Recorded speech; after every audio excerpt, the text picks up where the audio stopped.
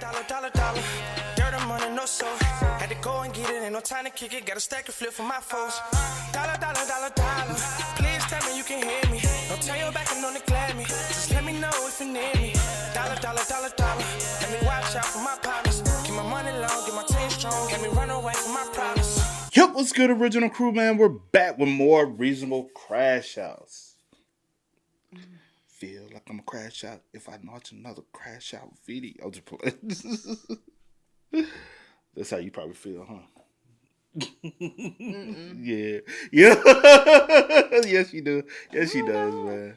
Hey, make sure y'all check out the links in the description box down below. You already know where to go if you want to first support. All you gotta do is check out down below. Also, if you enjoyed today's video, liking it with a thumbs up. Man, let's hop into it. Let's see 3 more reasonable Crashouts. You ready? I'm ready. Let's go. Yes. I think I ain't gonna hold you. I feel like a lot of people be wanting to crash out when back in the day when the dollar don't want to take. Bro, motherfucker. Yeah. After a while, you do get a little irritated. You got me especially if you got a wrinkled dollar, bro. Yeah. Motherfucker be like, I got you, bro. I got you.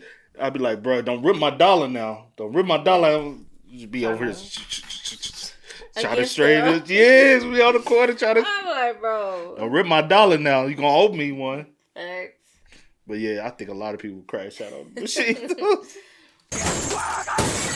And so, we have returned to the infamous series of reasonable Crashouts. I once again want to say I appreciate everybody who's tapped into these videos because they went dumb, stupid, crazy. We were going 2 for 2 with these, it's mad. And I really do want to turn this into a crazy series where I can talk about a bunch of different characters from everywhere. So hopefully we can keep getting some motion on these. Now I've done some parading, some researching, and a lot of information gathering to find some more people to cover and why them acting a certain type of way was just making sense. How bugging out and going crazy for these characters was justified at the moment. And how we can look at some of these characters and really relate to them. And trust me when I say there's a bunch of times these moments happen that we can all agree had to happen. And I selected a certain few today to add to the league. So without further yapping, let's get into it, man. And we are starting with one of the greatest MCU characters of all time. The man who pioneered the whole entire generation of Marvel movies and is straight up practically the Godfather. And I'm speaking about none other than the invincible Iron Man. Now hopefully we can all agree as a collective, Iron Man has one of the most reasonable Crashouts of all time. And there's no arguing, it's impossible. I can understand the whole divide between being a team Cap and a team Iron Man throughout the whole of Civil War. Whether that be you were just against the Sokovia Accords or you were just team Iron Man because Spider-Man was there. We ain't judging, man, we ain't judging. But I understand both perspectives and how people can lean one way or the other. And I want to start off by saying I am not agreeing with the Sokovia Accords. I don't believe in giving the government the ability to ever have control over superheroes. This is not the boys universe, bro. You mean to tell me if a city is getting leveled, I gotta ask you for permission before I go? Shut the hell up, man, what are you talking about? And then if they needed me for some shit saying the president needs you to jump, I'm supposed to ask how high? What? Bro, I swear, if I was a superhero, I agree. If you had superpower, would you want the government telling you when you can? No. Man, fuck y'all. Y'all can't touch me, nigga. Especially if I'm invincible, nigga. Suck my left nut. Oh. For real though, bro. Like, cause if I have the superpowers, bro. Like, if I'm Superman, you come to me, tell me you gotta get permission. Bitch, I'm lasering all y'all hoes there. I'm like the boys. You know what I'm saying? You got me fucked up. Facts. You're not stopping me. Facts. Now I'm gonna tell you who gonna stop me.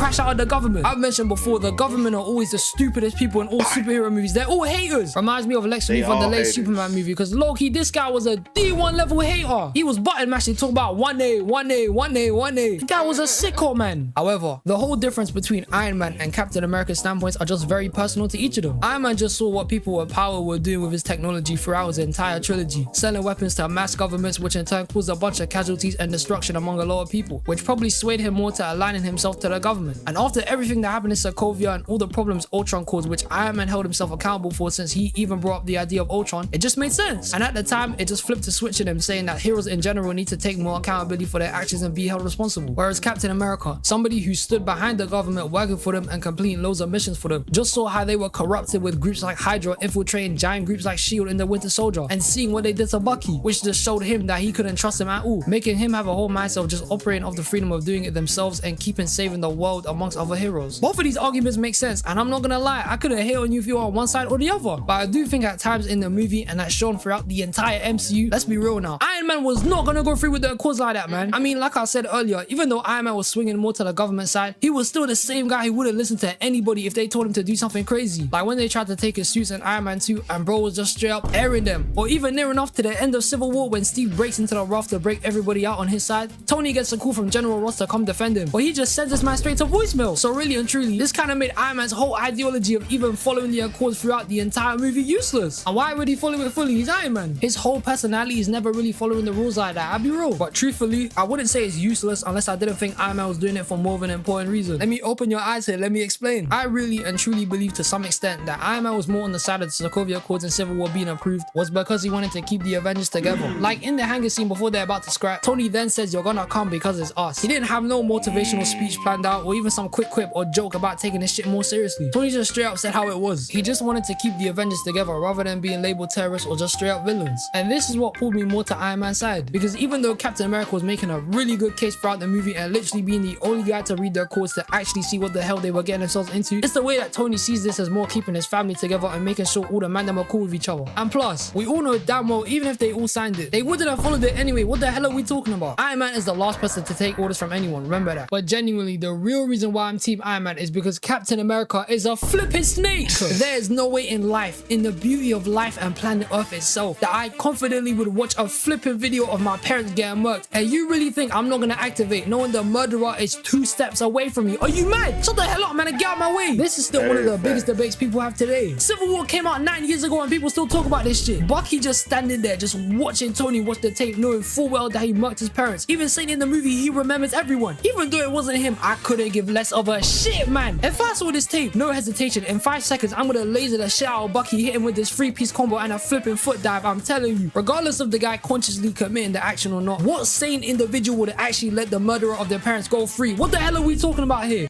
You would have got that get back. Quick. I mean, fucked up, nigga. That's your bitch ass right there. Bow. See, Like, I'm gonna try. one to the head. Now you know he dead. See, I'll try to do the right thing, right? And just. My name ain't Spike Lee, so I ain't got to do that. So hit me with another one. I mean, the right thing in my head would be to go, you know. One to the head. Now you know he dead. Yeah, that would be the right thing in my head, right? That's the right thing no matter what. I don't care what nobody say. You killed my mama and my dad. Say no more. Say no mas. Say no mas. Yeah, that day, you know, as much as I'm trying to change, that day I would have. Shit. Yeah. And who gonna do something? Uh-oh. I'm Iron Man. Who gonna do something? Oh. You come get it back in blood, but I doubt it. I'm telling you, man. If you were in Iron Man's shoes, the only thing on your mind, whether you are mentally stable or not, would undeniably be absolute fury. Especially knowing the murderer is right next to you, you're taking a piss. We've seen moments like this time and time again in Marvel movies. From Thor chopping off Thanos' head in Endgame because he violated the man in movie before, to Peter Quill absolutely shooting the shit out of Ego like he's Django for killing his mum. And all of these moments generally came from emotion. But then again, the crazy confrontation Tony had and his crash out against Bucky could have been avoided if Cap told the guy he killed his parents. Cap had so much time to tell this guy he murdered his parents. The gap between the Winter Soldier and Civil. And now I'm gonna kill you too. Bitch, you knew. Okay, don't do that. Not like. Yeah. No. Do it the other way. I'm just saying, cause they can see it. If I go this, they don't see nothing. Okay, do it to the camera. Do it to the. They still can't see nothing. Yes. That make more sense. Gosh. You just extra. Oh my god, my wigs. Why do you say that?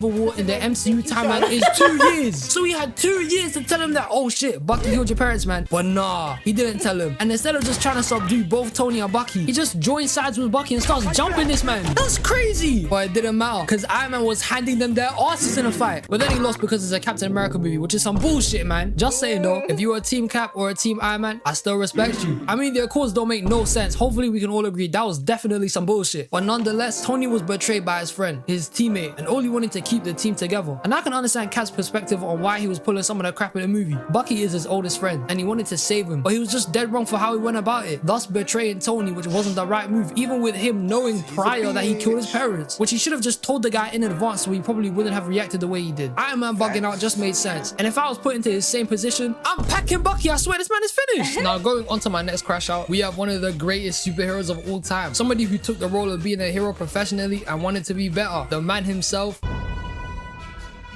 Now let's just cut the shit. Mark has been Hulk since season 1 of the show. He's always trying to do the right thing and be the hero he aspired to be. But somehow, some way, this guy gets into the most hated situations and gets his shit rocked 90% of the time. I'll be honest, before the end of season 3, Mark had way too much patience. Cause if it were me, we'd be fighting, bro. We'd be boxing. So let's go over some examples so I can just show you how every time Mark started going crazy or should have gone crazy, it would have made sense. When Mark was helping Ty and overthrow Machine Head and saw this guy getting finesse and jumped by his lackeys, when he started backing him and throwing these hands, right after this, Battle Beast starts beating the shit out of him. And the crazy thing about this is that none of this shit mattered because Titan set him up to take over, literally putting the guy in a life or death situation for his own benefit, just for him to get played again in season 3, getting put into another life or death situation. Hell no, man. Titan is on some kingpin shit, and even though he was practically asking Mark to do his job, he took advantage of this for his own benefit, using the guy, which ultimately almost got him killed twice. I'm bugging if this shit happened to me, I swear. And then we move on to talking about the hater himself, Einstrom Levy, who really and truly wasn't making sense once here. In his first appearance, where Mark came in and was thinking some crazy world-ending shit was going on when Einstrom was trying to create a whole hive mind between all of his alternate universe selves, when Mark was getting his ass jumped by all the different versions of the Mauler twins. That's when Einstrom decides to take off the helmet like a dumbass, and bear in mind, nobody was touching the machine, so his whole experiment could have kept going. So the guy decided to mess his own shit up. Then when the experiment fails and Einstrom fuses with all the rest of his different selves and goes ranting saying he's gonna kill Invincible, as much as the word accountability is lacking here, he was low-key kind of making some sense here, since all the memories of all the different versions of him got put together in one place. Now he can't detach the idea of Invincible being a villain from the only good ones across the entire multiverse, since every other version of Invincible is evil. So I was thinking at the time he's gonna crash out against every version of Invincible, and guess what? That shit never happened. This man, this criminal, targeted the only good Invincible across the entire multiverse. The man made it personal, beat the shit out of Debbie and was scaring the hell out of Oliver as a baby. Then when Invincible pulled up, Angstrom just starts kicking his ass across the entire multiverse. Every time he threw a different bang, it was a new dimension. Half the shit this guy was doing the entire episode was just testing the man's patience. Then as soon as he mentioned, I'm gonna kill your family too, bro was cooked it and he got packed. Straight up, get this man a self-revive. He was finished. Then the next time we see Angstrom, this shit was the most diabolical mixed with stupid I've ever seen in my life, bro. The same guy who has all the memories and all the past traumas of all the other Angstroms who lost their Earths to Viltrumite rule by Marks across the different universes they come from, just starts moving on some the enemy of my enemy is my friend type shit and allies himself with different Invincibles. My guy! And then the motherfuckers that you don't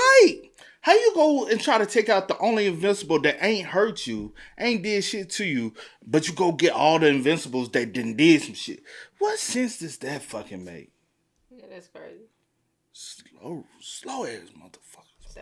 They killed your families, bro. What? Angstrom hates the only good version of Mark so much, he just decided to work alongside the evil versions of himself who took way more from him than Invincible did. Where's the logic here? It wasn't making sense. And used the Marks to destroy and kill thousands of people to get at one person. Angstrom, man, what the hell are you doing? And when Mark started activating on this man, as soon as he could, bro was really gonna kill him. But he hesitated and Angstrom got away because he was lucky. Mark crashing out and this guy was just making sense. This man was hating for a mistake he made. Shit, he should have blamed the Mauler twins more since they were gonna kill Mark, and that's what even got him to take off the helmet in the first place. But nah, he blames the hero. And this guy didn't even do as much as the other versions of him destroying planets and killing his own families and his children. Yet Angstrom wants to be on his bad side. Make it make sense, man. But we can't speak about Invincible without mentioning the demon himself, Conquest. And there are no words in the English dictionary to describe how heinous this guy is. The guy is the embodiment of what it means to truly be a sicko, and was Mark's final test before he decided he's gonna go full Batman and start beating the shit out of his enemies. Their fight was leveling cities, and whilst Mark was genuinely struggling, this fiend was enjoying every last bit of it. Bro couldn't get enough of absolutely whipping this man. He was getting turned on boxing with him and enjoyed every moment of fighting with this guy. This guy was doing heinous shit like smacking Oliver and spinning him like he's a Beyblade, blitzing Mark through whole cities, even worse than what Omni-Man did in Chicago, decimated Adam Eve, and just full on gave this guy one crazy traumatizing experience, causing Invincible to once again crash out and kill the guy. And I don't blame him for doing that. Conquest was a sicko, he was a demon. And there's even other crash out moments in Invincible, like when Cecil was working alongside people like Sinclair, who were turning people into a bunch of robot zombies, almost doing that to William, the new Darkwing who killed a bunch of people, and he even put a device in Mark's brain which could potentially kill him. And the only reason Mark was against any of these men is because they were straight up criminals. He even used the reanimant to beat the shit out of the guy. If I'm being real here, compared to a lot of superheroes I've seen, Mark had way too much patience. He would get beat up and his life would be on the line 24/7 with people crashing out at him at all different ways at the extreme. And he kept turning the other cheek and wanted to stay a good guy, only to see the amount of destruction they were causing to finally decide he's gonna go full vigilante. Which I get. Look at everything the guy went through. Mark crashing out on the majority of crazy people he thought was just making sense. And if I was Mark and been through all the same shit,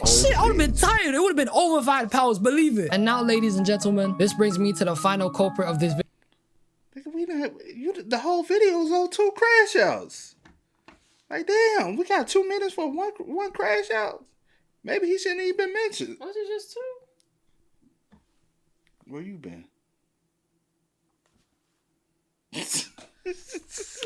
They went by like kind of. Well, shut up, I'll pop you. I doubt it. Because I'm going to crash the fuck out. What you gonna do? Y'all ain't seen a real crash out yet. I don't know. I haven't either. Video. And this person would barely get angry, but when they did, it was 100% justified. They would be bugging at the most serious situations that we could all relate to, and they were just speaking facts. But without further yap, I present to you the one and only Spongebob SquarePants. And despite Spongebob always being a happy go-to guy who rarely displays anger and ever actually throws a fit in life, it's always the people that never get angry that you should never anger, because these guys just start going crazy. Every time Spongebob would go local, there was always a reason behind it. Like when Squidward was crashing at this guy's place because he was homeless after quitting his job at the Krusty Krab, and he was talking crazy to this guy. He was demanding drinks and entertainment of the guy in a maid outfit. He was sus, man. And the look on SpongeBob's face every time he would get asked something, he was fuming, fam. You can see the mob meter build up. He was about to start going crazy. SpongeBob was getting so pressed that he was spelling his food, get a job, and he still wasn't taking the hint. And cause Squidward wasn't listening, SpongeBob fully broke the roof of his own crib, dragging him all the way to the Krusty Krab and threatening Mr. Krabs like crazy, telling him to give his job back. And this wasn't the only time SpongeBob crashed out. There's other times, like Patrick not getting the footage for a movie they were supposed to be filming, and SpongeBob went crazy. The guy was out here eating worms and shit. Or when SpongeBob got stuck in a ringer and Patrick glued the guy to it with forever glue, ruining the guy's day completely. All the time, Patrick and SpongeBob were looking after a baby, and he just dashed ice cream and donuts over Patrick. He was pressed there. Every single time SpongeBob would actually get mad, it was actually for a good reason. Even when Mr. Krabs was teaching this man how to make a Krabby Patty, and he was bugging. SpongeBob doesn't even get mad like that. Him and Patrick usually always bait Squidward and get this guy completely pressed every 5 seconds. But with every time SpongeBob would get angry, he was angry for a reason. And that's saying a lot, because half of the dumb stuff these guys do are for no reason and don't really add up. But in conclusion, SpongeBob is definitely up there, man. He's up there. But now we're at the end, and these were some more reasonable crash outs I had. If you man got any more or disagree with the ones I mentioned, let me know in the comments below. I appreciate a lot. But I will say, the SpongeBob joint is reasonable. Because SpongeBob don't be bothering nobody, man. I'll be trying to bring that drama and that bullshit to him, man. He be, I'm cool. Okay. SpongeBob, that type, you know what I'm saying? Like somebody's constantly trying to take advantage of you. You're like, all right. Motherfucker, you know what I'm saying? Mm-hmm. But yeah, I feel you on the SpongeBob. That joint see is reasonable. Facts. Mark had plethora of reasons to crash out on a lot of people. Even his daddy. You know what I'm saying? You done left us. Went ahead and a whole nother kid. Okay. And then tell me I gotta, man, fuck you, yo bitch ass nigga. Yeah, that's a reason. That's a valid Cecil lying to your ass and then he always had a valid reason. But hey, y'all spam what's up, man. Let us know y'all thoughts about it for us in the comment section. Let us know if y'all disagree with any of those, man. But until next time, y'all know how it go, man. I do go by the name DJ New Kid. This is Sierra Nicole. We are. Hold on. You ain't finna do that. What? You ain't finna do that now. Get it right or get it tight. Get it right, get it tight now. I do go by the name DJ New Kid. This is Sierra Nicole. We are. Kid and C. We out. No time to kick it, got a stack of flip for my foes. Dollar.